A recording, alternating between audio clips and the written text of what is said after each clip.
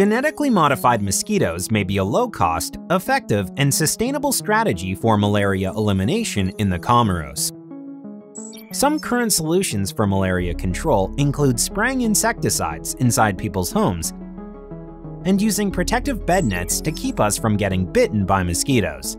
This works well, and everyone remains protected as long as spraying remains uninterrupted, and protective bed net use is high. Another strategy we use to control malaria is mass drug administration, which protects humans and greatly reduces the prevalence of the malaria parasite in the mosquito population. These drugs protect people from getting malaria from the infected mosquitoes. So, as the percentage of people taking the drug increases, the percentage of infected mosquitoes decreases.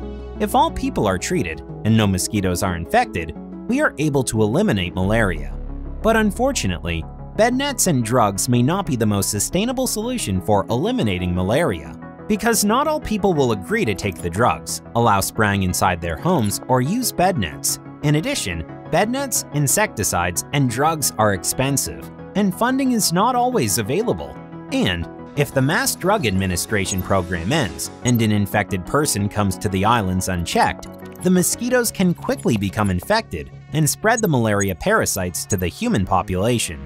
History has shown us that this can happen. For example, by 2013, a mass drug administration program was in place on all 3 islands, and there was a dramatic 95% decrease in the number of malaria cases from 2013 to 2014. The regular use of mosquito controls and drug administration has kept malaria transmission rates low, but they have been rising every year since 2016.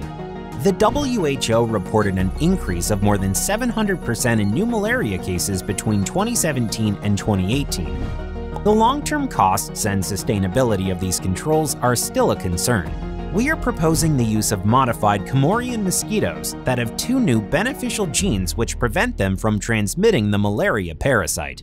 If the modified mosquito bites someone with malaria, the beneficial genes prevent the parasite from developing inside the mosquito, so the mosquito will not become infected, making it incapable of transmitting the parasite to humans.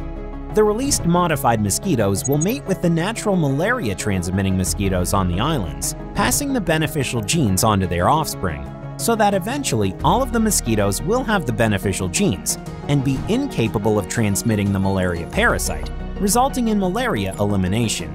Now, if an infected person comes to the islands, the mosquito population would not be able to become infected to spread the disease, and the islands would be malaria-proof. Another major benefit of the genetically modified mosquito program is that it does not require people in towns and villages to change their behavior.